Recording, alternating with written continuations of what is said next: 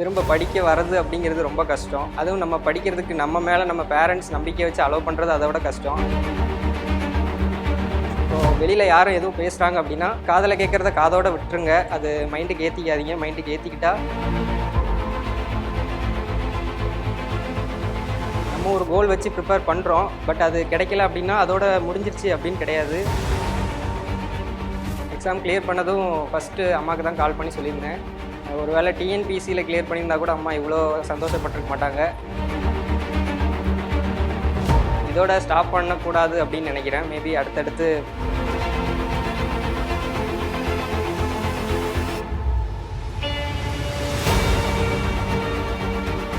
Hi, என்னோடய பேர் பிரகாஷ். நான் திருநெல்வேலி மாவட்டம் நடுக்குறிச்சி கிராமத்துலேருந்து வரேன். நான் ஒரு பிஇ கிராஜுவேட். இந்த காம்படிட்டிவ் ஃபீல்டுக்குள்ளே எப்படி வந்தேன் அப்படின்னா, என்னோடய சிஸ்டர் வந்து ரேஸ் இன்ஸ்டியூட்டில் கம்பைன் சர்வீஸ் எக்ஸாம் படிச்சுக்கிட்டு இருந்தாங்க. ஸோ அவங்களோட இன்ஃப்ளூயன்ஸில் 18 பாஸ் அவுட் ஆகி அதிலேருந்து ஒரு 6 மந்த்ஸ்லேயே உள்ள காம்படிட்டிவ் ஃபீல்டுக்குள்ளே வந்தேன். ஸ்டார்ட் பண்ணப்போ ஒரு டிஎன்பிசி ஆஸ்பிரண்ட்டாக தான் உள்ளே வந்தேன். பட் இப்போது எக்ஸாம் கிளியர் பண்ணியிருக்கிறது ரயில்வேல குரூப் டி. ஒரு மாதிரி ஒரு ரோலர் கோஸ்டர் மாதிரி தான் இருக்குது லைஃபு. அது இந்த 4 இயர்ஸ் அந்த மாதிரி தான் அமைஞ்சுது. ஓகே, ஸ்டார்ட் பண்ணுறப்போ அதான் ஒரு டிஎன்பிசி ஆஸ்பிரண்ட்டாக உள்ளே வந்தப்போ ஒரு குரூப் 2 இல்லைனா ஒரு குரூப் 4 போஸ்டிங்கில் ஒரு 2 இயர்ஸில் நம்ம இருப்போம் அப்படின்ற மாதிரி ஒரு விஷன் இருந்துச்சு. அது ஓரளவுக்கு கிட்ட வந்துச்சு. அது சரியாக வந்த நேரத்தில் அந்த கோவிட் பீரியட் கொஞ்சம் அந்த டிலே ஆச்சு. 2-3 இயர்ஸாக எக்ஸாம் எதுவும் வரலை.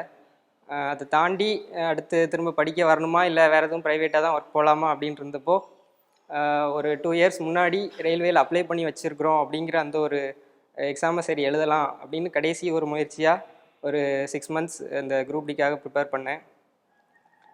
நல்லா போச்சு. எக்ஸாம் கம்ப்யூட்டர் பேஸ்ட் டெஸ்ட் நல்லபடியாக ப்ரிப்பேர் பண்ணி நல்லாவே முடித்தேன். பிஇடி வந்துச்சு, ஃபிசிக்கல் எஃபிஷியன்சி டெஸ்ட்டு. அதுக்கு ஒரு 6 மந்த்ஸ் ஒரு ரன்னிங் ட்ரைனிங் பண்ணி அதுவுமே நல்லபடியாக முடித்தேன். இப்போது ஒரு குரூப் டி போஸ்டிங்கில் உள்ளே போகிறேன் அப்படிங்கிறது ரொம்பவே ஹாப்பியாக இருக்குது. ஸ்டார்ட் பண்ணது ஏதோ டிஎன்பிசியில் தான், பட்டு ரயில்வேஸில் கிளியர் பண்ணியிருக்கேன். இது வந்து சரியா தப்பா அப்படிங்கிற மாதிரி சொல்ல தெரில. பட்டு நான் என்ன சொல்ல விரும்புகிறேன் அப்படின்னா, நம்ம ஒரு கோல் வச்சு ப்ரிப்பேர் பண்ணுறோம். பட் அது கிடைக்கல அப்படின்னா அதோட முடிஞ்சிருச்சு அப்படின்னு கிடையாது. வேறு ஏதாவது ஒரு ஆப்பர்ச்சுனிட்டி நமக்குன்னு இருக்கும்.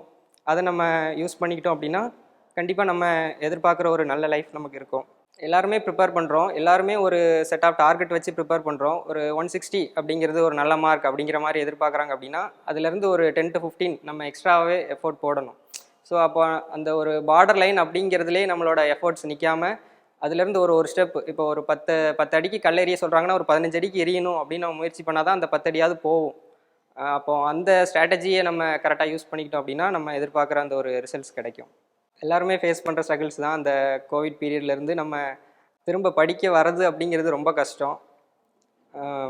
அதுவும் நம்ம படிக்கிறதுக்கு நம்ம மேலே நம்ம பேரண்ட்ஸ் நம்பிக்கை வச்சு அலோவ் பண்ணுறது அதை விட கஷ்டம். அதை நம்ம புரிய வச்சு அவங்கக்கிட்ட இருந்து நம்ம ஒரு 1 இயர் வாங்கி நம்ம படிக்க வர்றதுக்கு ரொம்பவே கஷ்டப்பட்டேன்.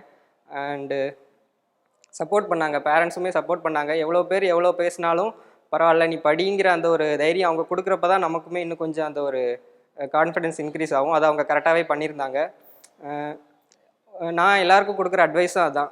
இப்போது வெளியில் யாரும் எதுவும் பேசுகிறாங்க அப்படின்னா அது காதில் கேட்குறத காதோட விட்டுருங்க. அது மைண்டுக்கு ஏற்றிக்காதீங்க. மைண்டுக்கு ஏற்றிக்கிட்டா அதுதான் நம்ம ஸ்ட்ரெஸ் லெவல் அந்த மாதிரி அடுத்த ஸ்டேஜுக்கு போகுது. ஸோ பேசுகிறாங்கன்றதை அப்படியே விட்டுட்டு நம்ம வேலை எதுவோ அதை மட்டும் கரெக்டாக செஞ்சாலே போதும்.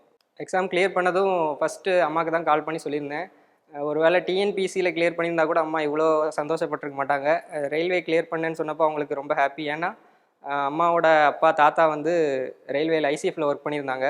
ஸோ அப்போது அவங்களுக்கு அப்புறம் ரயில்வேயில் யாரும் ஒர்க் பண்ணலேங்கிற அந்த ஒரு வருத்தம் அம்மாவுக்கு இருந்துச்சு. அதில் நான் கிளியர் பண்ணேன் அப்படிங்கிறப்போ அவங்களுக்கு ரொம்பவே சந்தோஷம். இதோட ஸ்டாப் பண்ணக்கூடாது அப்படின்னு நினைக்கிறேன். மேபி அடுத்தடுத்து ப்ரமோஷன்ஸுக்கு என்னென்ன பண்ணணும், அடுத்தடுத்த ஸ்டேஜ் ஆஃப் எக்ஸாம்ஸ் லெவல் எப்படி போகணும் அப்படிங்கிறத இப்போதே பார்த்துக்கிட்டு இருக்கிறேன்.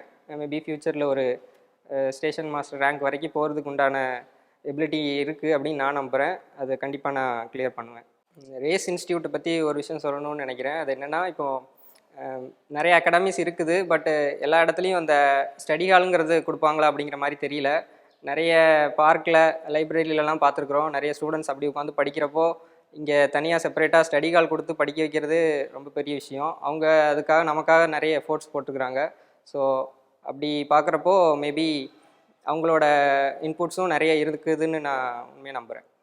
Race academy first time join பண்ணப்போ இங்கே இருந்த அட்மாஸ்பியர் எந்த மாதிரி இருந்துச்சு அப்படின்னா, ஒரு ஒரு காம்படிட்டிவ் ஃபீல்டு. நம்ம எவ்வளோக்கு எவ்வளோ எஃபோர்ட் போடுறோமோ அதுதான் நம்மளை அடுத்த ஸ்டேஜ் கொண்டு போவோம் அப்படிங்கிறத நான் நம்பினேன். பட்டு அதை தாண்டி இங்கே வந்து கற்றுக்கிட்ட விஷயம் என்ன அப்படின்னா, லைஃப்பில் இந்த ஸ்டேஜோடு நம்ம லைஃப் முடிஞ்சிட போகிறதில்ல.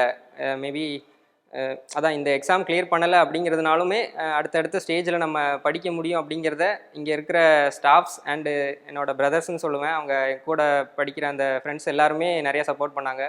அதாவது நம்ம ஒரு டார்கெட் எடுத்து வாரோம், ஒரு 1 இயரில் 2 இயரில் நம்ம ஜாப் போகணும் அப்படின்னு நம்ம நினைக்கிறோம் அப்படின்னா அது கண்டிப்பாக போய் ரீச் ஆக முடியும் அப்படின்னு நம்மளால் உறுதியாக சொல்ல முடியாது. ஏன்னா டிஎன்பிஎஸ்சி பொறுத்த வரைக்கும் இது ஒரு மேரத்தான் மாதிரி. இதுக்குன்னு உண்டான டைம் எடுத்துக்கும். அப்போ அந்த டைம் வந்து நம்ம பேஷன்ஸாக இருக்கணும். அந்த தைரியத்தையும் கான்ஃபிடென்ஸையும் இந்த அகாடமியும் கொடுத்துச்சு, எனக்கு ஃப்ரெண்ட்ஸும் கொடுத்தாங்க. ஸோ அவங்க எல்லாருக்குமே தேங்க்ஸ்.